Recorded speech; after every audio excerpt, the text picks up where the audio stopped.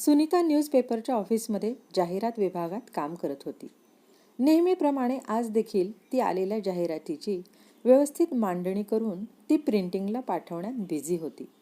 अचानक तिच्या टेबलजवळ 60 वर्षाच्या वयस्कर बाई येऊन उभ्या राहिल्या. सुनीताचे लक्ष गेले. तिने बसायला चेअर दिली. त्या थकल्यासारख्या व हताश दिसत होत्या. त्यांना धाप पण लागली होती. तिने लगेच त्यांना पाणी दिले. थोडं थांबून त्या बोलल्या, "मला जाहिरात द्यायची आहे." सुनीताने विचारले, "कशा संदर्भात आहे?" "तुम्ही सांगा, मी पहिल्यांदा कच्चं लिहून घेते व मग आपण फेअर करूयात." त्या थोडा वेळ घुटमळल्या. मग कसा तरी आवंढा गिळत त्या म्हणाल्या, "आई भाड्याने देणे आहे." सुनीताचा हात थबकला. तिचा आपल्या कानावर विश्वासच बसत नव्हता. "काकू, तुम्ही हे काय वेड्यासारखं म्हणताय? आई कधी कोणी भाड्याने देतं का?" काकू मात्र पुढे बोलत होत्या. "सुशिक्षित, प्रेमळ, मुलांचा सांभाळ करेल. अपेक्षा 2 वेळचे जेवण आणि राहायला छत. बस, आणखी काही नको." असे म्हणत काकूंनी डोळ्याला पदर लावला. पुढचे बोलणे शक्य होत नव्हते आणि अश्रूंचे ओघळ मात्र गालावरून वाहणे थांबायचे नाव घेत नव्हते. सुनीता लगेच चेअरवरून उठली. काकूच्या पाठीवरून प्रेमाने हात फिरवला व म्हणाली, "काकू, चला आपण बाहेर बसून बोलूयात." काकूला घेऊन ती बाहेर आली. त्यांचा हात हातात घेऊन ती म्हणाली, "मला सविस्तर सांगा, इतका जगावेगळा निर्णय का घेतला तुम्ही?" आता काकू एक उसासा टाकून बोलू लागल्या. "माझे नाव अनुराधा जोशी. मी 16 वर्षाची असतानाच माझे लग्न झाले. घरात मोठे असल्यामुळे सर्व जबाबदारी माझ्या ह्यांच्यावर होती. ह्यांची अर्धांगिनी म्हणून मी पण ती आनंदाने स्वीकारली. 3 भाऊ, 2 बहिणी, सर्वांचे शिक्षण, लग्न केले. मात्र लग्न होताच सर्वांनी आपापले बिराड वेगळे थाटले. खूप वाईट वाटले, पण हे म्हणाले, 'अगं, आपली 2 मुलं, मुलगी आहेत. ते कधीच आपल्याला अंतर देणार नाहीत.'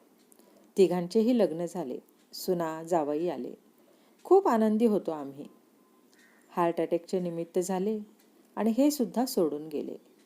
मी स्वतःला समजावले, मी एकटी कुठे आहे? मुलं, सुना, जावई, नातवंड, माझ्या भोवती तर गोकुळ आहे. पण काळाच्या ओघात दोन्ही मुलं वेगळी वेगळी राहायला लागली. तरी सुद्धा मी समाधानी होते. कधी या मुलाकडे तर कधी त्या. मी माझे शेवटचे दिवस अगदी आनंदात काढणार ह्या विचाराने खुश होते.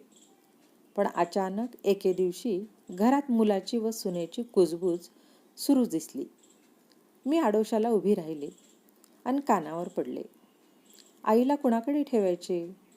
माझा मुलगा समजावीत होता, "अगं, राहू दे तिला आपल्याकडे, आपल्या मुलांचा सांभाळ करेल." सून लगेच म्हणाली, "नको, त्याकरिता आया ठेवते मी. उगाच त्यांची दुखणी खुपणी करणे मला जमणार नाही. त्यापेक्षा त्यांना वृद्धाश्रमात पाठवा." हे ऐकून धक्का बसला व पायाखालची जमीनच सरकली. मुलीला फोन केला. तिच्या अडचणीच्या काळात खंबीरपणे तिच्या पाठीशी उभी राहिले होते मी. वाटले तिला तरी माझी कदर असेल.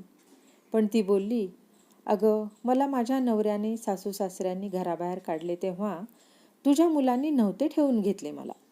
तू पण नेहमी माझ्या मुलापेक्षा दादांच्या मुलांकडे जास्त ओढ दाखवायचीस. आता कुठे मला चांगली नोकरी लागली, सुखाचे 4 दिवस आले, तर तुझं ओझं मला नाही झेपणार. कारण मुलाला मी शाळेत पाठवते व निश्चिंत होऊन ऑफिसला जाते. तुला ठेवले तर उगीच काळजीत दिवस जाईल माझा. अगं, जगू दे मनासारखं आता तरी. तुला कशी ठेवून घेऊ मी? तू बघ प्रयत्न करून दादाकडे. दुसऱ्या मुलाने तर चक्क घर लहान आहे, त्यामुळे मी राहिले तर त्यांना प्रायव्हसी मिळणार नाही," असे बोलून दाखवले. सर्व ऐकले आणि आजपर्यंत केलेल्या त्यागाचा, निस्वार्थपणे उधळलेल्या प्रेमाचा पराभव झाला असे वाटले. खूप रडले आणि ठरवले, आता इथे एक क्षण देखील राहायचे नाही. कुणाला तरी माझी गरज असेल, एका आईची, म्हणून मी इथे आले. एव्हाना सुनीताचे डोके तर पार सुन्न झाले होते. एका आईवर अशी वेळ यावी? 3 धडधाकटी कमावती मुलं असून देखील एका आईवर अशी वेळ यावी? ती जवळ जाऊन काकूंच्या मांडीवर हळूच डोकं ठेवून म्हणाली, काकू, भाड्याने राहायची तुला गरज नाही. मला मात्र तुझी गरज आहे.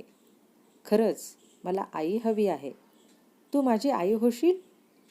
मुलगी म्हणून मला भाड्याने घे ना. असे म्हणत सुनीता काकूंना घेऊन फ्लॅटकडे निघाली, चेहऱ्यावर एक वेगळेच समाधान घेऊन. रसिक श्रोते हो, ही कथा तुम्हाला आवडली असेल तर लाईक करा, शेअर करा, सबस्क्राईब करा आणि एक गोड कमेंट द्यायला विसरू नका. जय श्रीराम.